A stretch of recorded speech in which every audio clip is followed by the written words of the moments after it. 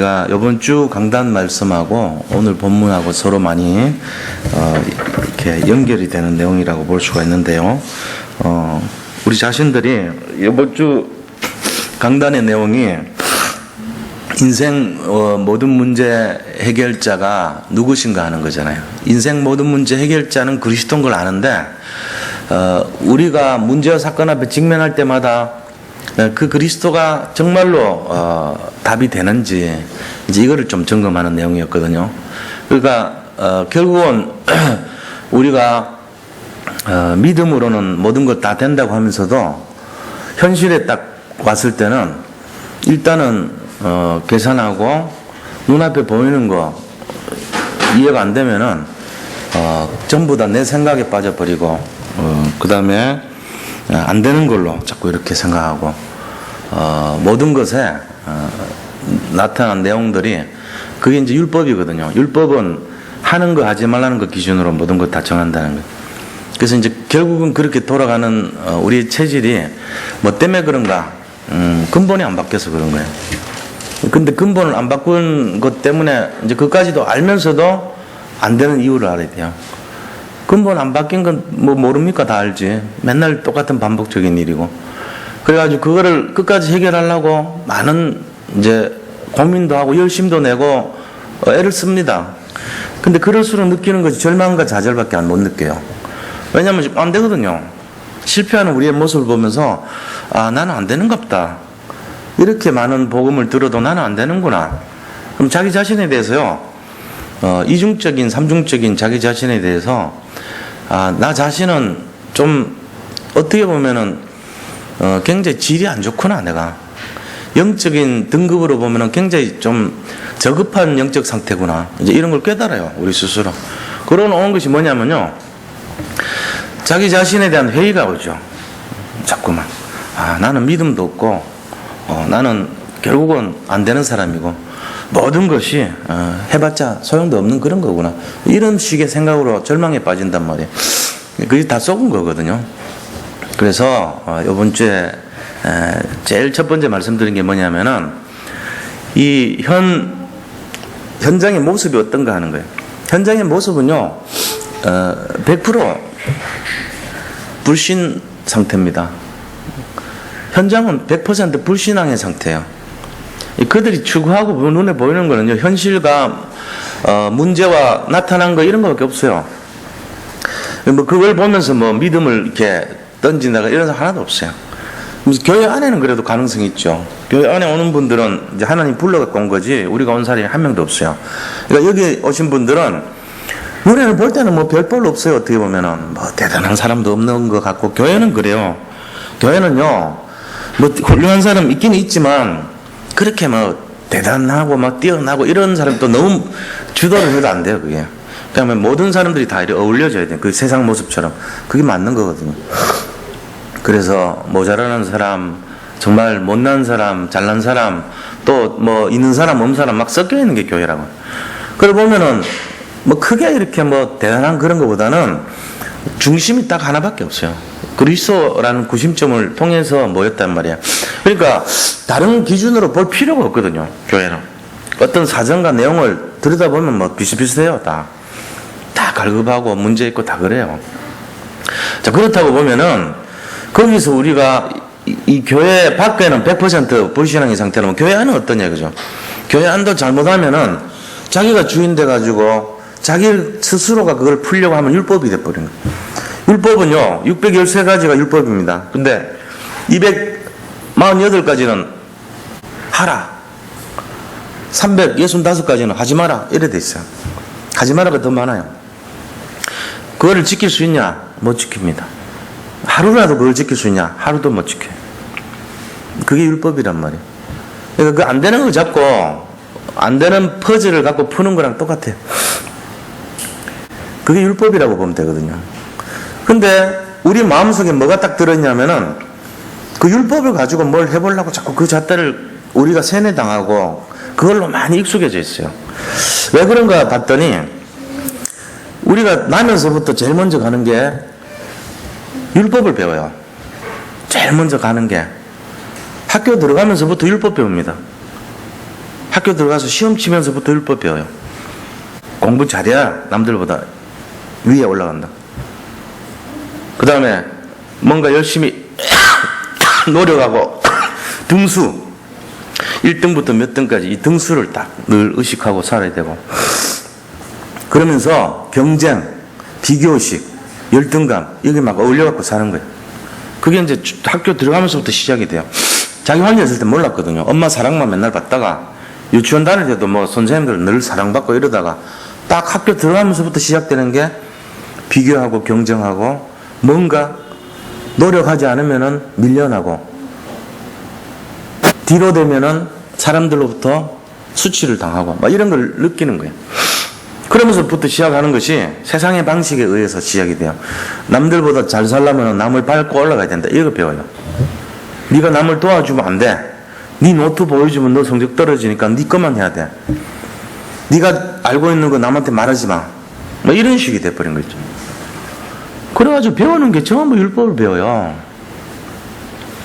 그러니까 뭘 거기서 기대를 하겠어요. 체질 자체가 처음부터 끝까지 그런데 이게 세상 모습이란 말이에요. 그러니까 살리는 구조가 아니고 세상은 죽이는 구조입니다. 거기 길들여져 있다니까요. 교회 생활도 그렇게 했어요. 우리나라도. 우리나라 처음에 했던 모습들 보면은 전부 율법적인 게 가득해요. 복음보다는. 제가 이렇게 보니까 그래요. 율법으로 많이 시작이 됐다니까요. 순수하게 볼 때. 물론 복음을 위해 살려고 한 분들은 중심이 참 좋은 분들이 너무 많았어요. 그런데 그 태도나 내용이 보면은 너무나 율법적인 거예요. 그러니까 이제 한계가 오잖아요. 그 중에 굉장히 복음적인 분들도 있지만 생명도 걸고 막 여러 가지 진짜 전도에 막 생명 걸고 막 했지만 태도나 중심이요 율법의 테두리가 많았다는 거예요. 그럼 뭐를 얘기합니까? 내가 노력을 해서 그거를 해결해야 돼. 이 태도란 말이에요. 기도를 내가 열심히 해서 해결해야 되고 말씀을 내가 많이 외우고 암송하고 내가 노력해서 말씀을 해야 되고 내가 전도를 많이 해야 되고 막 이런 식 있잖아요. 많이 시간을 많이 하고 투자를 많이 하고 노력을 많이 하고 막 이런 식의 내용들이에요. 그게 뭐 나쁩니까? 좋죠. 근데 복음이 각인되지 않은 상태에서 그게 많이 돼버리면 내가 자꾸 올라가요. 내가. 이게 문제되는 거예요. 목사님들도 자기가 자꾸 올라가고요. 이 믿는 개인도요. 자기가 자꾸 올라가 버려요. 그럼 어떻게 됩니까? 신앙생활 자체가요. 자기가 중심이 돼버려요. 이게 아니란 말이에요. 그래서 그게 세상의 모습이라는 거예요. 그래가지고 베데스다 연못가에서 아픈 사람한테 물어보니까 그 길밖에 없다는 거예요. 내가 저기 빨리 들어가는 그걸 하면 될 건데 내가 못 들어가고 안 데려다 주니까 난 못하는 거 아닙니까? 원망을 한단 말이에요. 그 율법을 해결을 못하니까. 복음을 알았으면 복음은 그 율법을 뛰어넘는 거거든요. 율법이라는 길에 매이지 않고 수십만 가지가 있는데 복음 안에는. 복음 안의 길은요 어마어마한 길이 많이 있는데 우리가 볼 수 있는 율법은 딱 한 가지밖에 없다고 생각하는 거예요. 내가 천사가 와서 물 움직일 때 저기 들어가는 그 길밖에 없다. 이 고정관념 딱 하니까 희망도 없고 어떤 아무것도 없는 거예요. 그러니까 자기가 주도를 해가지고 들어가야 되는데 못하니까 자기가 주도를 해야 되는데 애가 타고 자기가 주도를 해야 되는데 안 되니까 한계가 오니까 뭘 합니까? 낙심하죠. 요게 율법이란 말이에요. 그게 우리 상태입니다. 사실은.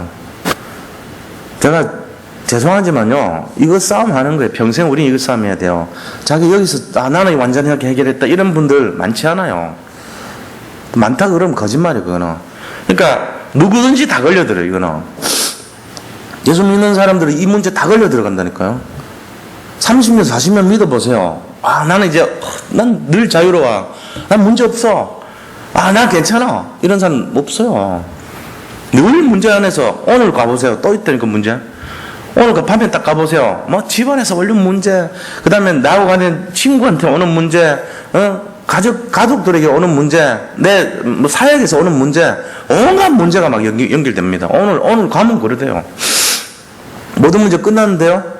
나는 안 끝났어. 그리스도는 끝났는데 나는 안 끝났어. 그러니까 영원히 해결이 안 돼요. 이 문제가. 내가 안 끝났는데? 이런 게 율법이란 말이에요. 내가 아직 안 끝났어요. 내가 끝냈다고 자부할 정도로 나는 열심을 쌓았는데도 나는 안 끝났는데? 이게 율법이었다면 그게 베데스다의 교훈이에요. 그러면 여기에 대해서 이유가 뭐냐는 거예요. 이유가 왜 안 되느냐, 왜 갈등하느냐. 이유가 뭡니까? 주도권 싸움입니다. 그리스도가 주도를 하면 끝나거든요. 아무런 문제 없어요. 내가 없는데 뭐. 내가 이 세상에 태어나는 순간부터, 예수님 만나는 순간부터 내가 다시 태어났거든요. 그걸 거듭남이라고 그러고 중생이라고 그러고 난 죽어버렸어요. 내가 거듭나는 순간부터 나는 없어요. 내 생각, 내 체질, 내 판단, 나의 어떤 뭐 여러 가지 계산 이런 거는요, 복음되지 못하게 만드는 방해꾼이지 그게 진짜가 아니거든요. 근데 우리가 여기서 다 속아 넘어가는 거예요. 내가 주님을 만나는 순간 거듭났다는 것이 뭔지를 생각을 해야 되는데 이게 이제 중생이라 그래요. 중생. 두 번 태어났단 말이에요. 이 중생을 했으면은 새로 태어난 거잖아요. 옛사람 지나가고 새로운 사람이 됐으니까 모든 나를 이끌어가는 주도하는 분은 내 속에 있는 성령이 나를 이끌어가야 되잖아요. 근데 성령이 나를 이끌어 가려고 그러는데 내가 육신이 너무 고정되어 있는 게 많아. 각인된 게 너무 많아. 뿌리가 너무 많아. 체질이 너무 많아. 어떻게 되겠어요? 그거 너무 많다 보니까 결국은 어떻게 돼요? 변화가 안 돼요. 성령이 나를 이끌어 갈 수가 없어. 너무 무거워. 그 나를 그냥 비워버리고 주님을 그냥 몰아가지고 따라가면 되는데 내게 너무 많아. 그 싸움이란 말이에요. 바로 그게 그리스도고 복음이에요. 그래서 예수님이 해결책을 딱 보여준 게 네가 생각하는 그 고정관념은 네 중심일 때만, 네가 중심이 됐을 때 생각이야. 네가 진짜 낫기를 원하면 내가 보여줄게. 일어나 걸어가. 끝내버렸어요. 바로 복음은요 율법 전체를 뛰어넘게 하는 겁니다. 이게 생활 속에서 막 매일 나타나면 얼마나 좋겠습니까? 안 나타나거든요. 그러니까 뭐합니까? 에이 기대도 안 돼. 말은 그렇지 현실 속에서는 안 돼. 이래 나온단 말이에요. 왜 그럴까요? 육신을 입고 있어서 그래. 육신을 입고 있어서 그런 겁니다. 육신을 입고 있으면은 반드시 걸려드는 게 창세기 3장 문제 걸려들어요. 연약하니까. 그래서 안 되는 겁니다. 우리가 이거를 잘 이해를 하고 계셔야 돼요. 이게 영원한 싸움이거든요. 그래서 우리 인생의 모든 문제 해결자가 누군가 하는 부분은요, 그리스도라는 거 누가 모릅니까? 근데 나냐 그리스도냐 이 싸움을 걸어서 누구냐고 물어볼 필요 있어요. 우리 모든 문제 해결자가 그리스도인데 그 그리스도가 내 안에 들어가 계시는데 지금 나하고 그리스도가 같이 지금 살아가고 있는 거예요. 믿는 사람들은. 그런데 최종 결정을 누가 하는가 봐요. 최종 결정을 누가 하는가. 제가 그 얘기한 거예요. 사실 이번 주 메시지가. 이번 주 강단이 최종 결정을 누가 하는가 이거예요. 거의 대부분 성도님들 제가 볼 때 대부분 교회 다니는 분들 대부분 우리나라 모든 믿는 사람들 대부분이요. 거의 대부분이 자기가 합니다. 그리스도께서 하시는 분이라면 분명히 다릅니다. 응답 받고 삽니다. 그 사람. 근데 자기가 합니다. 그러니까 갈등이 있어요. 갈등 많습니다. 왜요? 함께 있기는 함께 있는데 결정을 내가 잡고 해요. 솔직하게 우리 진실해야 돼요. 그리스도께서 합니까? 내가 합니까? 잘 생각해 봐요. 100번 사건과 문제를 처리하는데 100가지 일이 있는데 그 중에 100가지 일 중에 누가 결정합니까? 솔직히 질문해 보세요. 저한테 답할 필요는 없고요. 그리스도께서 내 인생을 100가지를 다 이끌어 간다면 그 사람 분명히 성공합니다. 근데 대부분 성도님들은요, 자기가 90% 아니 99%는 자기 결정합니다. 그러고는 속으로 믿어요. 내가 예수를 믿고 있으니까 주님이 나를 도와주겠지. 내가 예수님 믿고 있으니까 기도가 응답되겠지. 내가 예수님 믿고 있으니까 내가 주님을 따라가는 거지. 이렇게 생각을 하는데 결정은 전부 자기가 해요. 이게 지금 틀린 거예요. 지금 그 얘기란 말이에요. 베데스다 강가에 있는 사람이 예수님을 만났어요. 그 자리에서 묻습니다. 예수님이. 야, 네가 낫기를 원하느냐? 네가 낫기를 원하느냐? 물었어요. 그럴 때 답이 낫기를 원합니다. 내가 당신을 믿겠습니다. 이러면 끝날 건데 낫기를 원하는데 안 돼요. 저 길밖에 없으니까. 자기가 주도하거든요. 결정도 자기가 했거든요. 생각도 자기가 했거든요. 이게 율법이거든요. 다 그래요. 거기 걸려가지고 자유함이 없어요. 그거 생각하면은 해결이 안 됩니다. 이게 우리 영적 상태란 말이에요. 제가 너무 이렇게 얘기해서 좀 지나치게 말씀드린 것 같아서 죄송한데요. 이거는 이제 좀 진실하게 생각하는 거예요. 이 싸움을 해야 되니까, 평생 해야 되는 싸움이니까 말씀드린 거예요. 근데 여기서요, 진짜로 그리스도를 딱 앞세우고 가면요, 그 사람 달라집니다. 그런 사람들이 누굽니까? 우리가 7명의 렘넌트를 보면 돼요. 성경에 없는 게 아니고 초대교회 성도들을 보면 되죠. 로마서 16장에 바울의 동역자를 보면 되죠. 그러면서 히브리서 11장에 나오는 믿음의 승리자들, 믿음의 용사들을 보면 돼요. 그분들이 했던 내용이 뭐냐면요, 하나같이 그리스도를 앞세웠다는 거예요. 결정할 때 자기가 한 게 아니고 그리스도를 앞세운 결정을 했다는 거예요. 여기 다르거든요. 근데 뭐 중간에 실수 안 합니까? 실수 다 했어요. 요셉도 일러 바치고요. 다윗도요, 뭐 우리아의 아내를 막 이렇게 강제로 그렇게 해버리고요. 말하자면은 온갖 안 좋은 일 다 겪었는데도 이게 왜 다시 된 응답을 받냐? 우리는 완전하지 못해요. 우리는 창세기 3장 체질이에요. 그런데 내 인생의 비중을 어디로 두고 있느냐, 그게 중요한 거란 말이야. 내가 완전해지면 좋겠는데 그게 안 돼요. 그러니까 속지 말고 자꾸 내가 결정하는 중심에서, 내가 주도하는 인생에서 주님이 주도하는 인생으로 가는 것을 자꾸 보라는 거예요. 그걸 되어가는 걸 가지고 뭐라 합니까? 그거를 성화라 그럽니다. 그거를 가지고 우리가 신앙생활이라 그럽니다. 그걸 가지고 영적 싸움이라 그럽니다. 그걸 가지고 신앙의 승리라 그럽니다. 이거 하는 거예요. 어차피 안 되게 돼서 우리가요. 부정한 거 두성이 아닙니까?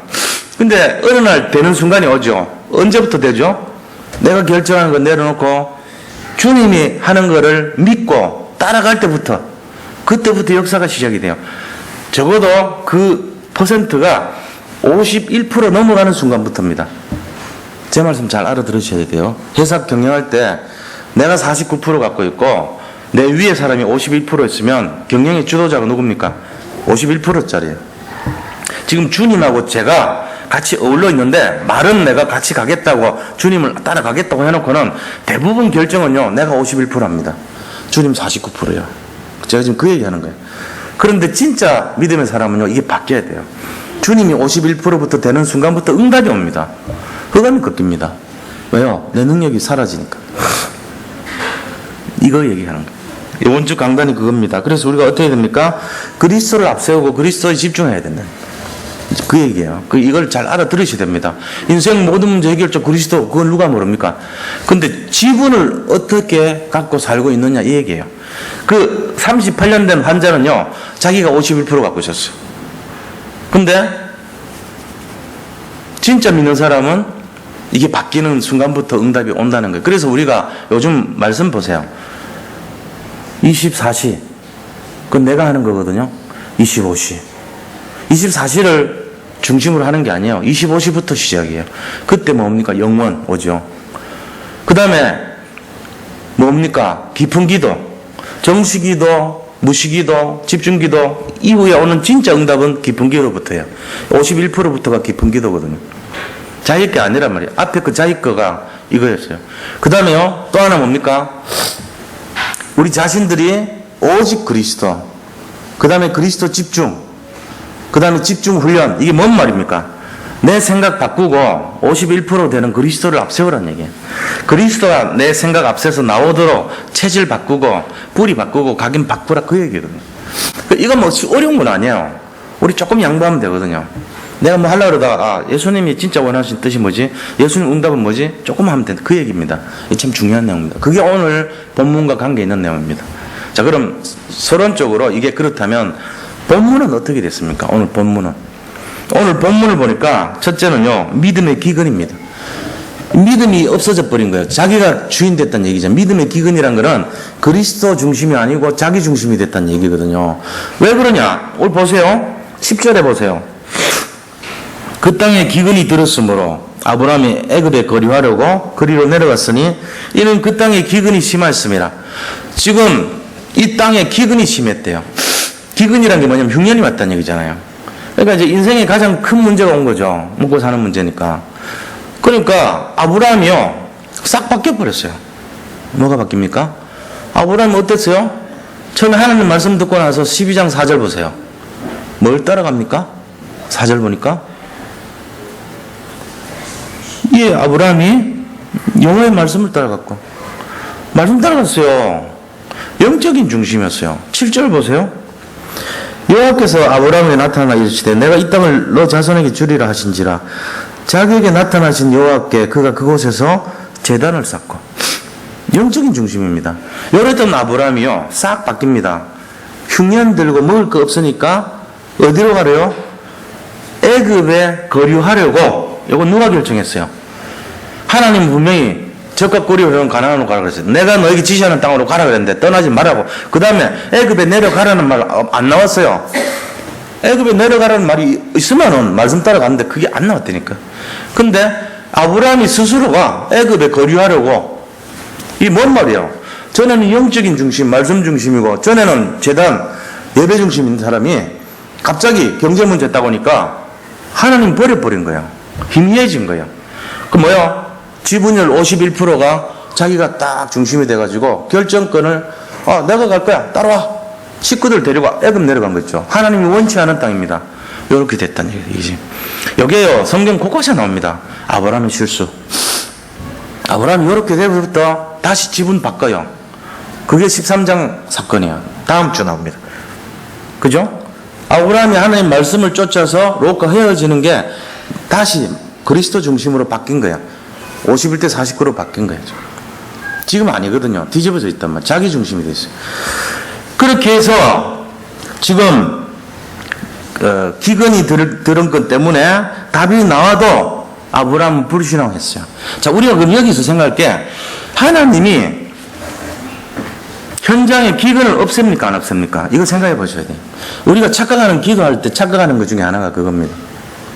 지금 현장에 있는 기근 문제를 우리가 어떻게 기도하는지 아세요? 하나님 이 기근을 없애주세요. 이렇게 기도합니다. 그 기근 없어져요? 안 없어져요. 기근이란 문제는요 계속 반복됩니다. 기근은 계속 반복돼요. 어느 날 우리 집에 왔던 기근이 저희 집에 간다니까. 그 기근이 또 다른 집에 가요. 이게 신방을 막 하고 돌아다녀요 기근이. 그래가지고 막 굉장히 어려운 문제로 이 집 저 집을 막 돌아다닌다. 교회 안에도 기근 없어집니까? 솔직한 얘기로 기근 자체는 안 없어져요. 영적인 기근이요 이 집 저 집 막 치고 다니면서 어렵게 막 만들고요 힘들게 만들어버려요. 사람들이 그 땅에 기근이 임한지라 어디로 가요? 애굽에 막 내려갑니다. 불신하고 막 자기 결정합니다. 집마다 기근이 임하거든요. 그러니까 이걸 잘 알아야 돼요. 기근 자체는 안 없어져요. 현장의 문제는요 계속 반복됩니다. 근데 우리는 뭘 합니까? 그리스도께서 기근 자체를 없애달라고 막 자꾸 때를 써요. 기근 자체를 없애는 게 아니에요. 그럼 뭐가 없어지죠? 불신앙이 없어지는 거예요. 알고 보면은 기근이 없어지는 게 아니고 우리의 불신앙이 없어지는 거예요. 왜? 불신앙만 없어지면은 주도를 누가 합니까? 그리스도가 하시는 거예요. 내 인생의 결정을 누가 합니까? 하나님이 하시는 거예요. 그 누가 도와주죠? 그리스도가 도와주면은 어떻게 돼요? 내 속에서 역사하고 방해하고 우리를 무너뜨리려고 하는 저주장이 떠나가죠. 다시 말하면은 영적 우리를 얽어매고 있는 창세기 3장의 근본이 누구죠? 마귀잖아요. 사탄 마귀가 떠나버리는 거예요. 그래서 회복이 된단 말이에요. 그 원리는 간단합니다.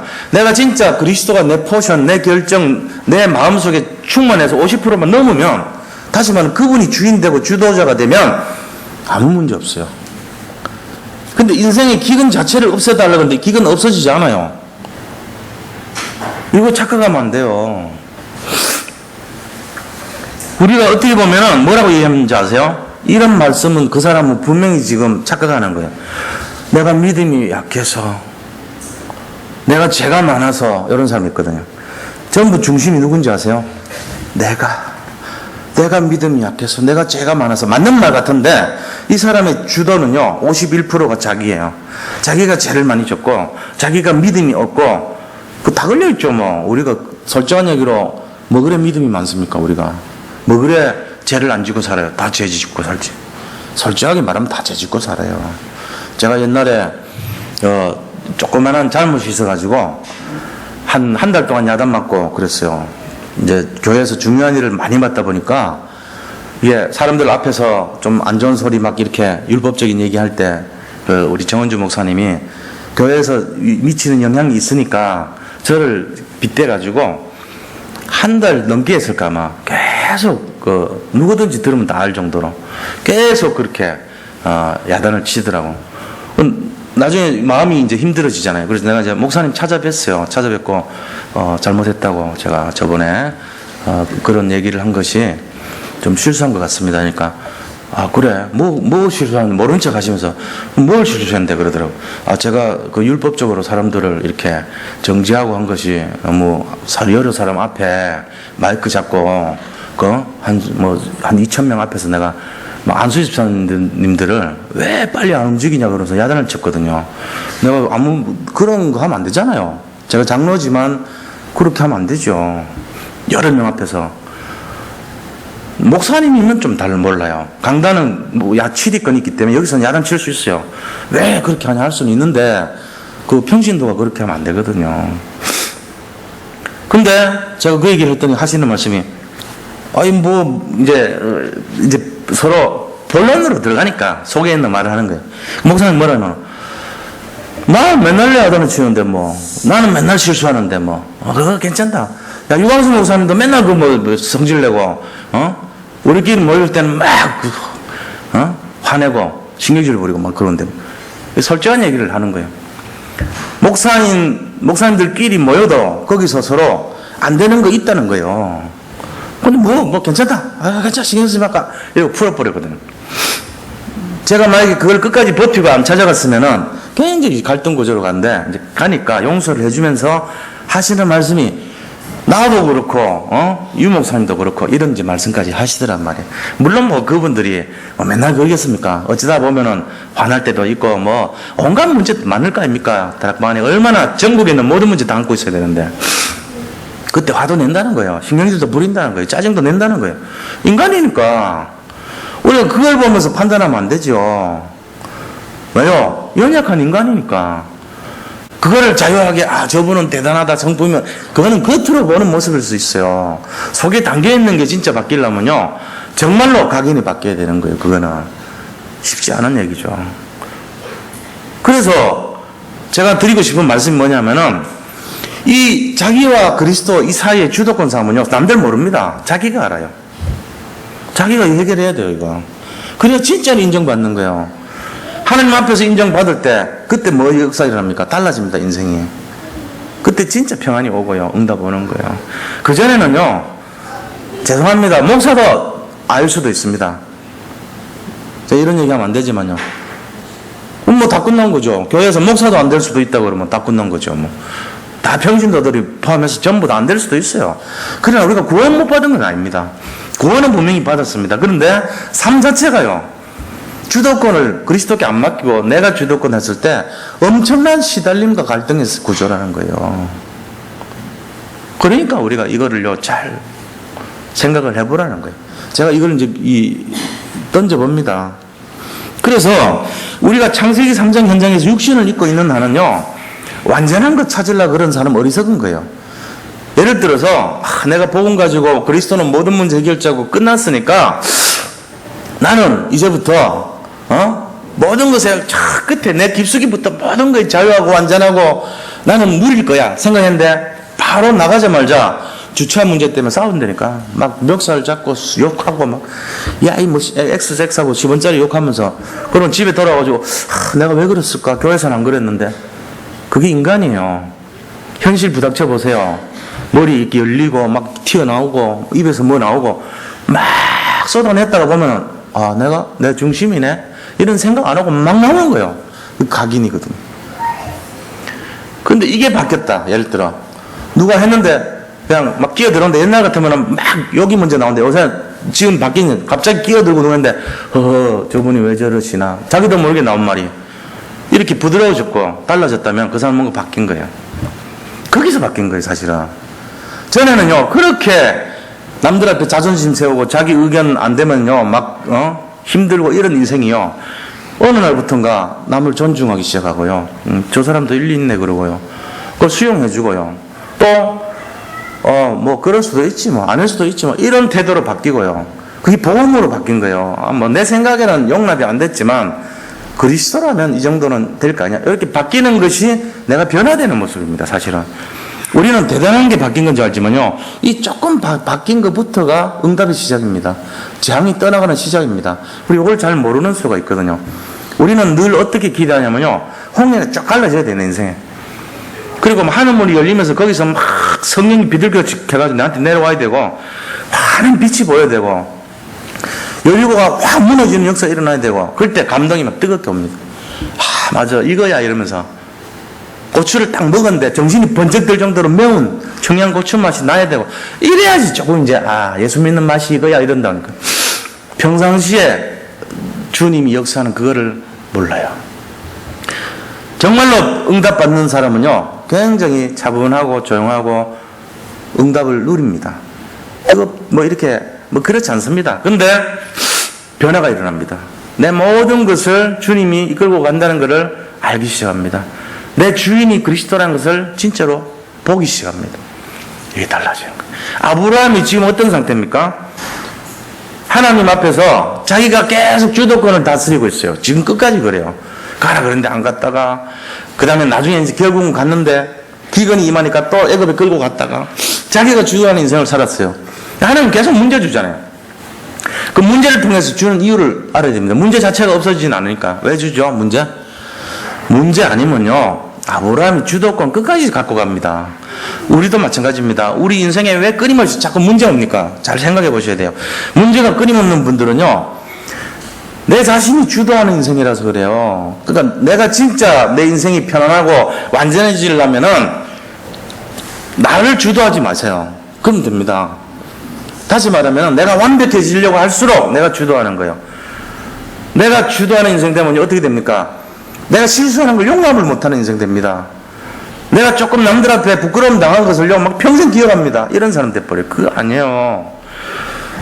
조금 모자라도, 조금 못 살아도, 조금 부족해 보여도, 조금 내가 남들보다 내세울 것도 없고 허름하고, 내 인생 보면은 너무 막 힘든 인생이고 절망이고, 내가 내세울 것 하나는 평범한 인생이라 할지라도 내가 그리스도가 주인 된 이 사실 하나만으로도 나는 너무나 큰 자부심을 갖고 너무나 큰 감사를 갖고 사는 거예요. 이게 그 사람이 진짜란 말이에요.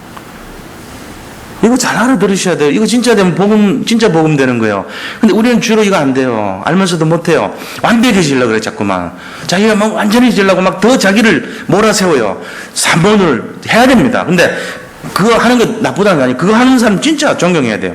근데 그게 아니고, 나를 막 글로 막 꽉 좋아가지고 막 가려고 하는. 그렇게 되면 안 된다니까요. 저절로 가게 돼야 돼요. 주님이 나를 이끌어 가가지고 말씀 보는 것이 너무 꿀성이 없고, 기도하는 것이 너무 막 힘을 얻는 시간이 되고, 막 전도하는 걸 생각하면은 그 동안에서 가슴이 뜨거워지고, 이런 삶이 되면 그게 진짜죠. 그게 진짜 아닙니까? 근데 사모를 했어요. 딱 말씀 묵상하고 기도 딱 5분 동안 정식기도 제대로 하고 아주 미사역으로 써갖고 기도도 잘하고, 예를 들어 어떤 그런 전도에 대한 스케줄이나 이런 걸 다 완벽하게 했는데도 불구하고 저기 사람 죽어가는데도 관심도 안 가진다면 그건 뭔가 이상한 거란 말이에요. 지금 왜 이거 하는지를 모르는 거 아닙니까? 우리가 그런 거 된단 말이에요. 잘 이해를 하셔야 됩니다. 우리가 왜 이런 거 하냐, 이걸 이해를 하면은 자연스럽게 하나님이 하시는 걸로 나가야 된다는 거예요. 이걸 제가 지금 말씀드린 겁니다. 우리가 잘 알아들으셔야 돼요. 그래서 아브라함이 지금 이 문제를 통해 가지고 하나님이 아브라함을 다스리고 있어요. 아브라함이 그렇게 하지 않으면요, 절대로 자기 주도권 안 놓습니다. 이게 영적 문제가 가득한 데서 살았잖아요. 아브라함이 우상숭배하던 지역에서 살았잖아요. 영적 문제 완전히 더덕더덕 붙어 있는 거예요. 전부 자기 주도권으로 살았던 거예요. 계속 보이는 게 믿음의 조상 되기 전까지요, 계속 자기 주도권으로 살았던 거예요. 자기가 52% 지분 갖고요, 막 어떨 땐 60%, 어떨 땐 70% 막 늘려나가요. 주님은 30%, 40% 막 밑으로 낮추고요. 주님이 어디 있습니까? 어떨 땐 제로, 내가 100% 되고 이러면 거의 그게 문제를 딱 주니까 이제 주님 바라보잖아요, 아브라함이. 그래서 자꾸 문제 주는 거예요. 우리 체질이 안 되니까. 그래서 완전하려고 그러지 마세요. 있는 그대로, 생긴 그대로 하나님 앞에서 그대로 사세요. 단지 내가 주도권만 주님께 넘기는 순간부터 영적 문제 해결되고 이 모든 저주장 떠나고 오력이 회복돼 버리고 우리가 진짜 사람 살리는 사람 되고요. 응답이 시작됩니다. 진짜 이 사람이요. 이 간단한 원리입니다. 근데 이거를 못 바꿔요. 끝까지 안 바꿉니다. 왜요? 내 것이 너무 커서 그래요. 내 계산과 내 삶이 너무 커요. 그래서 그렇다니까요. 만장 아닌가 생각해 보세요. 진짜가 그러니까. 그래서 11절에서 13절 보시면 아브라함이 뭐를 얘기하냐면요. 사라가 아리따운 여인이라 그랬어요. 당신이 아름답게 생겼으니까 우리가 국경 넘어갈 때 당신의 그 미모를 통해서 내가 남편인가 하면 날 죽이고 이 당신을 바로의 예를 들면 후궁으로 삼을지 모르니까 당신이 내 사촌 여동생이 맞기는 맞지만 남편이라고 하지 말고 당신이 내 아내라고 하지 말고 사촌 여동생이라고 해라. 이렇게 말을 해놓은 거예요. 입을 맞춰놨다고. 이게 인본주의거든요. 사라가 사촌 여동생 맞아요. 실제로. 실제로 맞지만 부인이 더 맞잖아요. 부인이라는 관계는 틀리잖아요. 사촌과는. 사촌 여동생은 남편 없는 거니까, 없는 입장이니까 남들이 뭐 이렇게 터치를 할 수도 있는 거지만 부인이라 그러면 그런 건 안 되는 거거든요. 부인 그러면 거기다가 잘못 이렇게 하면은 그거는 간음죄가 되는 거죠. 그런데 아브라함이 그런 통로를 딱 인본주의로 낸 거예요. 이게 아브라함 주도를 한 인생의 실수잖아요. 아브라함은 계속 실수합니다. 지금 이게 뭔 실수인지를 몰라 자기는. 내 속에는 옳은 대로 했는데 뭐 이스라엘 전체의 지주수가 자기 속에는 옳은 대로 하는 거였어요. 그게 자기가 얼마나 실수한 건지를 모르고 하나님 주도가 아니고 자기 주도를 했더라 이 말이거든요. 이게 결국은 안 되는 망가지는 인생들의 모습이고 안 되는 사람들의 내용이란 말이게. 그래가지고 결국은 어떤 결과가 옵니까? 아브라함 믿음대로 돼버려요. 잠언 29장 25절에 뭐라냐? 사람을 의뢰하지 말라. 사람을 의뢰하는 자는 올무에 빠지고 하나님을 의뢰하는 자는 안전하니라 그렇게 됐거든요. 사람 자꾸 쳐다보고 사람 기대고 이런 사람 보면요 결국은 함정에 빠지고요 하나님 쳐다보는 사람은요 안전하게 된다는 거예요. 근데 아브라함은 사람 쳐다봤죠. 사람 쳐다본 거 아니에요. 자기가 자기 자신 주도하고 자기가 인본주의 쓰고 자기 계획 세우고 이랬단 말이에요. 그러니까는 안 될 꼬라지로 들어간 거죠. 안 되는 거예요. 여기서 어떤 우리가 내용을 봐야 되냐. 큰 두 번째입니다. 하나님의 개입입니다. 하나님이 보다 못해가지고 개입하시는 거죠. 그러니까 이제 하나님이 중요한 거예요. 우리 인생도 마찬가지예요. 하나님 개입하십니다. 중간에 실수할 수 있지만 개입하셔요. 반드시. 어떻게 하냐. 16절 보십시오. 이에 바로가 그로 말미암아 아브라함을 후대함으로 아브라함이 양과 소와 노비와 암수 나귀와 낙타를 얻었더라. 이 바로가요 아브라함 사촌 여동생 보니까 마음에 들거든요. 그래가지고 자기 그 첩으로 이제 예를 들면 후궁으로 얻은 거예요. 그래놓고 이걸 마음에 들어가지고 이에 바로가 그로 말미암아 그 아내를 얻은 것 때문에 기분 좋단 말이에요. 그래서 아브라함한테 딱 물건 주는 거예요. 막 돈도 주고 후궁 이 노비도 주고 뭐 이렇게 여기 있지 않습니까? 뭡니까? 양, 소, 암수, 나귀, 낙타 막 이런 거 막 다 주는 거예요. 그러니까 막 부자가 될 정도로. 인본주의 쓰면요 처음에는 잘 되는 것처럼 보여요. 결국 안 됩니다. 이거 알아야 됩니다. 인본주의로 왜 쓰냐? 처음엔 잘 되는 것 같거든. 그 방법이 맞는 것 같거든. 그래서 쓰는 거예요. 근데 이게 하나님하고 주도권 싸움에서 내가 주도했기 때문에 엉터리 결과가 나와요. 막을 수도 없고 감당도 안 되는 문제가 오는 거예요. 그래서 결국 실패합니다. 인생이. 17절 보세요. 여호와께서 아브라함 아내 사레의 일로 바로와 그 집에 큰 재앙을 내리신지라. 그러니까 하나님이 간섭을 하는데 개입을 하는데 어떻게 개입하냐면요. 여기서 우스운 문구가 있어요. 아브라함 때문에 해야 될 거 아닙니까? 믿음의 조상이니까. 아브라함 때문에 바로한테 재앙을 줘야 될 거 아니에요. 근데 그게 아니고 아브라함 아내 사레로 인하여 바로에게 재앙을 줘요. 왜냐? 이 사레는 역할이 뭐죠? 믿음의 조상의 부인의 역할이에요. 다시 말하면 인류의 믿음의 조상의 부인의 역할을 하는 거예요. 그러니까 굉장히 중요한 자리란 말이에요. 이 자리가. 이 그냥 보통 자리가 아닌 이 태를 더럽히면 안 되죠. 그래서 하나님 막아주신 거예요. 아무도 건들지 못하고 터치하지 못하도록. 그래서 문제를 준 거죠. 문제에 대한 자세한 내용은 없지만 분명히 꿈에 나타나든지 뭔가를 해가지고 바로한테 큰 어려움을 줬을 거예요, 아마. 아니면 병을 걸리게 했다든지. 그 집에 그랬으니까 병 전체가 그 집에 뭔가가 문제 생겼다는 거니까. 그래서 그 문제가 뭔가를 알아봤더니 저 사람이 아니다, 이게 이제 나온 거죠. 그래가지고 그 재앙 때문에 어떻게 됩니까? 완전히 아브라함 했던 모든 것이 수포로 돌아간 거예요. 이제 밝혀졌어요. 근데 우리가 이런 모습 속에서 하나님이 아브라함 어떻게 돼요? 죽여야죠. 율법이면은. 아브라함 네가 그럴 수 있냐? 일로 와. 넌 이제 죽어. 이래가지고 죽여버려야 되잖아요. 그렇게 어마어마한 실수를 했다면 죽이는 게 맞잖아요. 근데 이게 아니에요. 이런 실수를 했는데도 불구하고 하나님은 어떻게 합니까? 아브라함 용서해 줍니다. 이걸 가지고 요한 칼빈은 뭐라 그러냐면은 5가지 요한 칼빈의 교리가 있어요. 그 중에 하나가 뭐냐면은 성도의 견인이라고 그래요. 성도의 견인. 성도의 견인이라는 뜻이 뭐냐면은 하나님이 우리를 견인해 간다는 거예요. 성도를 이끌어 가신다는 얘기예요. 하나님께서 임망을 하셨기 때문에 성도의 견인은 다시 말하면 뭔지 아세요? 우리가 실수를 한다는 말은 뭔 말이에요? 그게 우리가 주도를 했다는 거예요. 성도가 견인했다는 거예요. 내가 나 인생을 내가 이끌어 갔다는 거예요. 실수하죠? 근데 하나님은요, 실수한 우리를 가지고 정죄하는 게 아니고 하나님이 그 실수한 인생을요 견인해 가요. 이끌어 가요. 다시 말하면 주도권이 누구냐 이거죠. 우리가 실수하는 거는 내가 51% 이상이 됐을 때요. 근데 하나님은 그런 실수해가지고 이렇게 인본주의 있어서 실수한 우리를 이끌어 가요. 어떻게 해요? 하나님이 51%가 돼가지고.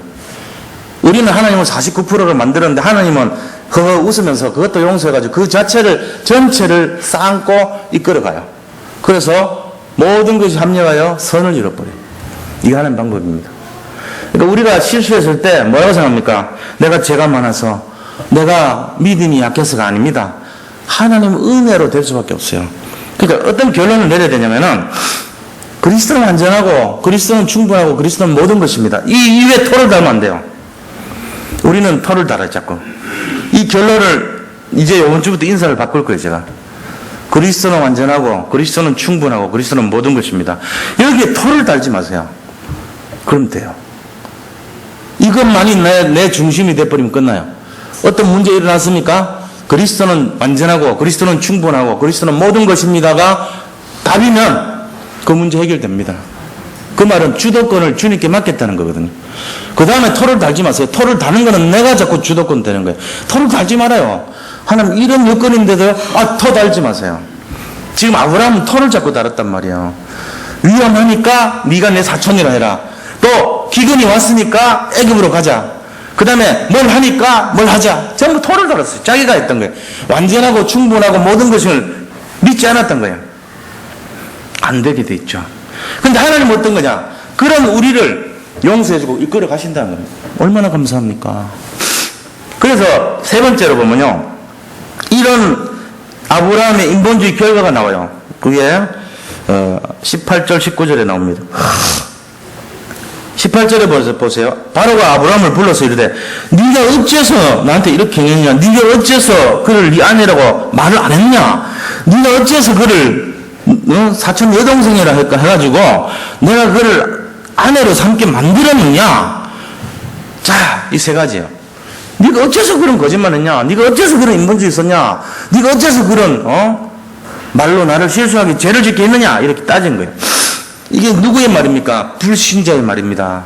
아브라함은 믿음의 사람이었어요. 그럼 믿음의 사람이 불신자한테 조롱받고 수모당하고 완전히 산통 다 깨진 거죠. 뭐 예수 믿는 사람이 말이죠, 불신자 앞에서 완전히 막 무릎 꿇고 살살 빌고 이렇게 돼버립니다. 이런 모습으로 바로한테 온갖 손가락질을 당합니다. 이렇게 되는 거예요, 인본주의 쓰면은. 그 다음에 20절 보니까요, 바로가 사람들에게 그의 일을 명하며 그들이 그와 함께 그의 아내와 그의 모든 소유를 보내었더라. 하나님은 이런데도 불구하고 어떻게 하신다고요? 초기화 시켜줘요. 초기화. 원상태. 가장 죄를 안 지은 상태로 복귀시켰어요. 자, 이거 전부 가지고 네 고향으로 돌아가. 없던 걸로 하자. 니하고 손 털었어 이제. 니는 죄도 없고 살려줄게. 전리품 다 가져가. 이렇게 된 거야. 만약에 죄값을 받았으면 아브라함 너 죽어야 돼. 너는 저주받아야 돼. 너는 재앙을 받아야 돼. 믿음 조상에서 탈락이야. 이래야 됐을 건데 그렇지 않고 원래대로 돌려보내준 거예요. 이게 하나님의 은혜입니다. 자, 우리가 여기서 뭘 생각해 봐야 될까요? 우리 인생을요 어떻게 해야 돼요? 오직 그리스도라는 걸 생각해 보셔야 돼요. 진짜 오직 그리스도라는 게 뭐냐? 오직 그리스도는요 100% 그리스도가 아닙니다. 어떤 면에서 보면은 그냥 내가 49% 되고 그리스도 51%만 돼도 오직 그리스도예요. 그 정도만 돼도 돼요. 너무 100%로 하려는 게 율법이지. 안 되게 되는데 어떻게 100%가 되겠어요? 아브라함도 안 됐고 다윗도 안 됐는 그거를 우리가 어떻게 되겠어요? 안 된다니까. 그러니까 우리도 한 49% 하고 51%를 2%만 주님께 넘기면 돼. 그것만 한 2%만 주님께 넘겨도 오직 그리스도 된다니까요. 이게 되면 되는 거예요. 그러니까 내가 어떤 문제 사건이 일어날 때 이거를 주님께 좀 맡겨보세요. 이게 시작입니다. 이게 믿음의 시작이에요. 자꾸 자기가 신경 쓰고 사건, 문제, 풍랑 맞은 제자들이 풍랑을 바라볼 때 안 됐잖아요. 그때 그리스도 쳐다보니까 됐잖아요. 우리 요 차이거든요. 한 조금만 옮기면 되는 거예요. 그게 결론입니다. 그 체질이 우리는 어떻게 보면 안 될 체질이에요. 그리스도는 완전한 분이세요. 안 될 체질하고 완전한 그리스도 만나니까 되는 거예요. 안 된다니까 우리는. 백날 노력해봤을 때는가. 노력해보고 되면 열심히 하죠. 서기관들이 하나님 여호와라는 단어만 나올 때마다 목욕하고 글씨 썼어요. 뺏길 때. 성경 필사할 때. 수만 번 목욕했어야 돼요. 얼마나 깨끗한지 몰라. 그리고 방점 찍을 때도 필사본이 하나도 틀리지 않아요. 수많은 필사본이 찾았는데 옛날 성경에는 하나도 안 틀려요. 그만큼 열심히 하고 노력하고 애쓰고 성실하고 정말로 집중하고 애썼던 그 바리새인 서기관들 왜 실패했을까요? 주도권 싸움입니다. 내가 주도돼서 실패한 거예요. 그들은요 가면 갈수록 자기가 점점 높아졌어요. 그리스도보다. 자기들이 만든 율법을 더 순종했어요. 그리스도보다. 자기가 만든 전통들을 더 높이 하고요. 그거 안 지키면 막 죽일 듯이 얘기합니다. 이래서 실패했던 거예요. 그것은 허였지만 안 됩니다. 이게 안 되는 거예요. 그래서 결국은 어떻게 되냐? 우리 자신들이요 정말로 주님을 맡길 때 그때 시작됩니다. 그때 되는 거예요. 네, 그것이 저는요 큰 차이가 아니라고 봅니다. 아주 작은 조그마한 미묘한 차이입니다. 그 조그마한 미묘한 믿음의 결단에서부터 진짜가 시작됩니다. 그래서 하나님이 우리에게 큰 문제를 줄 때 우리 자신들이 나를 둘러봅니다. 내가 그동안 신앙생활을 한 것이 과연 어떤 것이었던가 진지하게 생각합니다. 전부 내가 내 마음대로 해서 그런 거 아니냐, 내가 주님 말씀 듣지 않고 내가 내 마음대로 결정해서 그런 거 아니냐, 이게 깨달아진단 말이에요. 그때 뭘 합니까? 기도를 합니다. 무슨 기도합니까? 회개의 기도를 합니다. 진실한 기도를 합니다. 깊은 기도가 되는 거예요. 주님이 내 인생을 이끌어 가세요. 진짜가 되는 거예요. 그때부터. 그러니까 사람이 문제 속에서 정금같이 나오는 거죠. 자기가 완벽하다고 생각했지만 깊이 들어가면 온통 자기 주도한 인생이거든요. 세상 중심 인생이거든요. 성공과 물질 중심 인생이었거든요. 그게 딱 보인단 말이에요. 그 순간부터 진짜가 되는 거예요.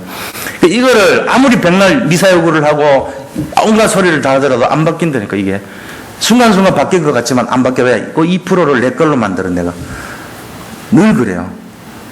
거의 대부분이. 아브라함도 그랬고 다윗도 그랬고 보기 좋은 거를 자기 걸로 자꾸. 우리 아내를 보니까 목욕하는데 뭔가 마음에 좋거든. 그러니까 자기가 주도해버린 거야. 다만 음심이 생긴 거예요. 자기가 해버리죠. 그 주님 뭐 몰라서 그런 겁니까? 51%가 자기가 한 거지. 자기가 보기에 좋았더라. 그거나 뭐가 달라요? 선악과 먹으면 안 되는 거 알면서도 먹음직스럽고 보암직스럽고 탐스럽기라 똑같은 거예요. 항상 우리 자신이 주도권을 잡았기 때문에 실수했고, 그럼에도 불구하고 그리스도가 그 실수한 것까지도 안고 용서해 준 거 아닙니까? 그게 그리스도란 말이에요. 그럼 우리 실수해도 되냐? 그 얘기가 아닙니다. 진짜 이 하나님 은혜를 생각하면서요 실수는 안 해야 되죠. 그런데 내가 연약해서 할 수 없는 것을 때문에 절망하면 안 되고, 그 속에서 하나님 바라보고 주도권을 맡겨야 돼요. 나는 안 됩니다. 나는 안 됩니다, 주님. 그러나 주님은 됩니다. 나를 좀 이끌어가 주세요. 이렇게 하면 돼요. 이 결론이에요. 이걸 가지고 집에 가셔서 한번 생각해 보시기 바랍니다. 이번 주일 메시지도 비슷합니다. 흐름, 이거는 다르지만 본문도 다르고 내용도 다 다릅니다. 그러나 자세는 비슷한 거예요. 왜? 복음이 그런 거니까요. 그래서 우리가 오직 복음 돼야 된다는 거예요. 복음이 사람 살리지 율법 갖고 아무리 노력하고 열심히 해보세요. 내가 율법을 품고 있으면서 아무리 사문을 하고 팔미션 해보세요. 내가 율법을 가둬놓고 있으면 역사 안 일어나요. 사람 안 살아나요. 내가 복음을 딱 갖고 있어봐요. 좀 못해도 사람 살려요. 이게 원리예요. 그러니까 복음이 문제예요. 승리하시기를 축복드립니다. 오늘 말씀을 잘 생각하면서 같이 한번 기도하겠습니다. 믿음에 기근이 들면 안 됩니다. 믿음에 풍성한 정말 최고의 응답이 넘치도록 우리 한번 기도하겠습니다. 하나님께 감사드립니다. 우리 모든 성도님들 정말로 내가 주도하는 인생이 아니라 그리스도께서 인도하는 인생이 되어서 주님께 맡기고 나갈 때 모든 것이 승리할 수 있기를 원합니다. 우리가 완전해지려고 하면서 자꾸만 율법이 깨달아지고 안 된다는 것을 깨달을 수밖에 없지만, 그러나 주님을 집중하고 주님께 모든 것을 올인할 때 주님께서 부족한 저희들을 이끌고 완전한 하나님의 응답으로 역사하실 줄을 믿습니다. 오늘 이 시간도 우리 산돌성교의 모든 성도님들이 우리는 안 되지만 주님이 되는 원리를 깨닫게 하시고, 우리는 안 되지만 하나님은 되는 아버지 내용과 방법을 깨닫게 하여 주시옵시고, 우리는 부족하고 연약하여 아버지 계산이 안 되지만 하나님이 예배한 것을 볼 수 있는 믿음을 배우게 하여 주옵소서. 오늘 이 시간 주의 성령으로 충만하게 역사해 주시기를 원합니다. 주께서 함께 하시고 인도하시고 응답하여 주옵소서. 예수 그리스도 이름으로 기도드립니다. 아멘. 우리 오늘 같이 한번 기도하겠는데요. 이제 주일날 제가 말씀을 좀 드리려고 했는데 어차피 뭐 아시는 분들도 계시겠지만 같이 이제 기도를 좀 했으면 좋겠다 싶어요. 우리 여기 이제 건물이 매매가 됐습니다. 매매되고 나서 저번에 이제 주인이 불러서 만나는데 내년 6월 말이 이제 우리가 계약 기간이 만료가 돼요. 그래서 그때까지 교회를 좀 이전을 해달라고 얘기를 했습니다. 그래서 지금 알아보고 있는데 지금 그 얘기예요. 여러 가지 상황이 우리 입맛에 딱 떨어지는 상황이 별로 없어요. 돈이 많이 더 필요하고 또 여건이 맞지 않고 뭐가 안 되고 여러 가지 그런 거 투성이 지금. 그러니까 이제 이거를 우리가 어떻게 풀어 나가야 될지 하나님이 준비하시고 1년이란 기간이 지금 10개월밖에 안 남았는데 긴 것 같지만 길지 않아요. 중간에 막 10억씩 돈이 필요하고, 만약 예를 들면 이제 뭐가 그렇게 되면은 이게 한 5년, 6년 걸려야 될 일일 수도 있거든요. 근데, 어찌됐건 간에 우리가 하나님이 이제 준비하신 거 주님께 맡기고 봐야 됩니다. 그래서 하나님이, 이 지역을, 가까운 거리 내에, 정말 지역에 복음할 수 있는 정말 좋은 장소,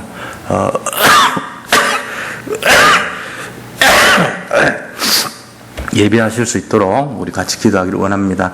교회를 위해서 기도해 주시기 바랍니다. 그리고 우리 후대들과 렘넌트들 위해 기도하시고, 내일 또 대학 청년부가 이제 요 가까운 남양산성 쪽으로 가서 원내 시간을 가집니다. 서로 하나 될 수 있도록 기도해 주시고요.